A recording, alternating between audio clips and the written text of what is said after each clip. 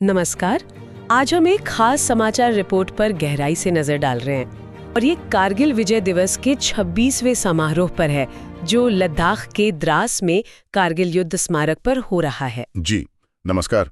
ये समारोह तो देखिए हमेशा ही बहुत महत्वपूर्ण होता है, हम अपने शहीदों को याद करते हैं, लेकिन हाँ, इस बार शायद इसका महत्व थोड़ा और बढ़ गया है, जैसा रिपोर्ट भी इशारा कर रही है। वजह है ऑपरेशन सिंदूर। ये उसके बाद पहला विजय दिवस है। बिल्कुल।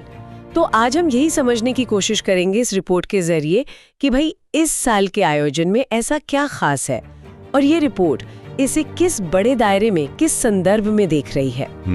रिपोर्ट में द्रास से एकदम सीधी तस्वीरें दिखाई जा रही हैं। काफी भव्य आयोजन लग रहा है और उन 545 वीर जवानों को श्रद्धांजलि दी जा रही है जिन्होंने 1999 के युद्ध में अपना सर्वोच्च बलिदान दिया था। जी। उनके परिवारों को भी सम्मानित किया जा रहा है, जो कि एक बहुत बहुत अहम बात है। बिल्कुल।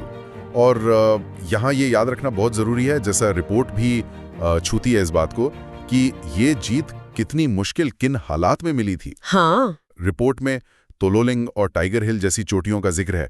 सोचिए 16,000 से 18,000 फीट की ऊंचाई। बाप रे। ऐसे दुर्गम बर्फीले इलाके में दुश्मन से लड़ना, ये अपने आप में एक असाधारण चुनौती थी। वो युद्ध भी कोई छोटा नहीं चला, 2 महीने 3 हफ्ते से ज्यादा। सही कहा। ये सिर्फ एक सैन्य जीत नहीं थी, ये वाकई में इंसानी जज्बे की भी कहानी है। यकीनन। और फिर देखिए, रिपोर्ट एक अहम मोड़ लेती है। वो ये बताती है कि पिछले 26 सालों में भारत की जो सैन्य क्षमता है वो काफी बड़ी है।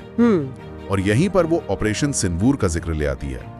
रिपोर्ट के मुताबिक इस ऑपरेशन में कथित तौर पर पाकिस्तान के अंदर कुछ आतंकवादी ठिकानों को निशाना बनाया गया। जी। ड्रोन हमलों का जवाब दिया गया। रिपोर्ट इसे ऐसे पेश कर रही है जैसे ये भारत का एक नया बदला हुआ ज्यादा आक्रामक सैन्य रुख है। हाँ। और रिपोर्ट जो है वो इसी नए संदर्भ में इस साल के विजय दिवस समारोह को देख रही है। मतलब ये सिर्फ अतीत को याद करना भर नहीं रह गया है। रिपोर्ट के हिसाब से ये वर्तमान की शक्ति दिखाने का भी एक मंच बन गया है। अच्छा। केंद्रीय मंत्री मनसुख मांडविया और रक्षा राज्य मंत्री संजय सेठ वो तो हैं ही, साथ में सेना प्रमुख जनरल उपेंद्र द्विवेदी भी वहां मौजूद हैं। तो ये इस बात को और पुख्ता करता है। हाँ, और जनरल द्विवेदी का जिक्र बहुत अहम है यहाँ पर।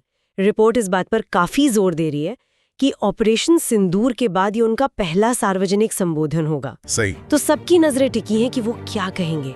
क्या सेना की तैयारियों पर कुछ बोलेंगे, या जैसा रिपोर्ट उम्मीद कर रही है, क्या पाकिस्तान को कोई कड़ा संदेश देंगे। उनके शब्दों का वजन इस बार शायद कुछ ज्यादा महसूस किया जा रहा है। निश्चित रूप से।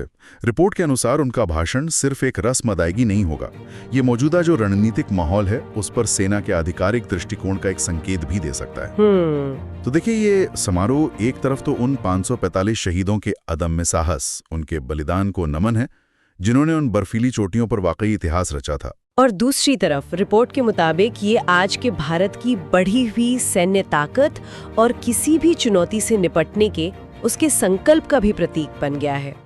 ये दिलचस्प है देखना कि कैसे एक राष्ट्रीय स्मरणोत्सव का मतलब समय और हालात के साथ बदल सकता है, या उसे एक नया आयाम दिया जा सकता है, जैसा ये रिपोर्ट बता रही है। बिल्कुल। अतीत की नींव पर वर्तमान की इमारत खड़ी करने जैसी बात है ये। तो अगर हम इस आज तक की रिपोर्ट से मुख्य बातें निकालें तो वो क्या है?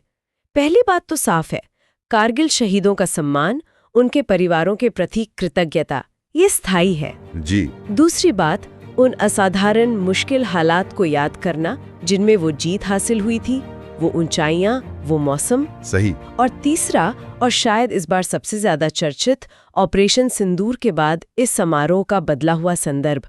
रिपोर्ट इसे भारत की नई सैन्य मुखरता और तत्परता के प्रदर्शन के तौर पर देख रही है। और साथ ही जनरल द्विवेदी के अपेक्षित संबोधन का रणनीतिक महत्व।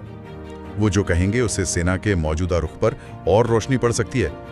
तो ये समारोह रिपोर्ट के नजरिए से वीरता की विरासत और भविष्य की तैयारी दोनों का एक मिला जुला संदेश दे रहा है।